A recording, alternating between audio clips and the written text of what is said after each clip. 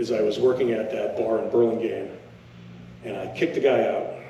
And this over 2 nights. The first night, we kick a guy out. He gets in his truck. He goes down the street 100 miles an hour on Burlingame Avenue, spins a U-ey, comes flying back down the street at 100 miles an hour, and we're just standing there at the door looking at him, and he comes up on the sidewalk with a truck and rams a concrete planter that I think he didn't realize was concrete, hits at full speed trying to get to us. Reverses across the street, smashes into a car across the street, comes back across the street, misses my Harley by 1.5 inches, comes up on the front entrance of the bar, we've all moved out of the way now, hits the doorway of the bar, and then a cab slams into him on purpose and tries to stop him. And the guy takes off, and they went after him, and we all just kind of like, it was one of those nights where like the bar was still open, but everyone just kind of standing there going, the fuck, what's going on? Lucky to be alive. Next night, I kick a guy out, and he walks all the way around the entire city block so he can get behind me. And he puts one right in the side of my face, like hard, rips open my whole cheek with a ring, and just starts uppercutting me like 30 times right in the door of the bar. And I finally got my wits about me, and I like shoved him down the street, and I gave him an uppercut, and then he hit this glass panel, and then he ran off screaming, I beat your ass, and he took off. I walked in the bar, like, whole face covered in blood, and I was like, okay, I need a martini, and I need a towel, please, and I'm like, hey, I've had a black eye before, I've been nose busted, I look like a raccoon more times than I can tell you in life, but the owner of the club wouldn't pay the medical, and I was like, okay, I'm done.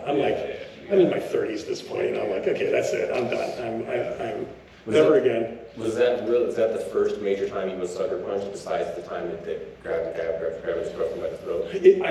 I've always been, when we're kicking somebody's out, somebody always gets a cheap shot in. I always think, that's what I was saying about not being situational. Every time, like getting in when you've got that pile of people, and you slide your arm in there and like yanking the guy off, and you're pulling him out, and then you're coming back in and getting more, and your other people are getting the people, and that a couple guys get you a couple shots in the face, or you're like, dude, you gotta go, and then like the guy just socks you, and I'm like, I should have saw that coming 10 times over. I got a pretty good sized head, so it's a lot of area But you're a big guy, and you're a nice guy, so you're trying to get him out, and you're not really trying to use your strength as much as you can, so that just leaves opening where people can land things on you. And I really think that people need to spend a little more time thinking about where their hands are. Like, I've got my hands in my pocket or something like that. Hey guys, you gotta get out of here. But no, I couldn't. And I've done I did a pretty good job all those years. Like, I think I did a real good job of just being like, dude, and it's funny, I know, I've learned where the repetitive frustration where you're at your like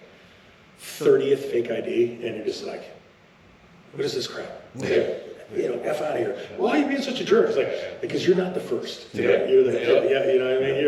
You've been thousands of times. And when I see cops that are mad, I'm like, maybe I get that a little bit. You're not dealing with the greatest people in the Or Europeans with their no driver's license, their no picture driver's license. It's not AC/DC with the one-ass strippers.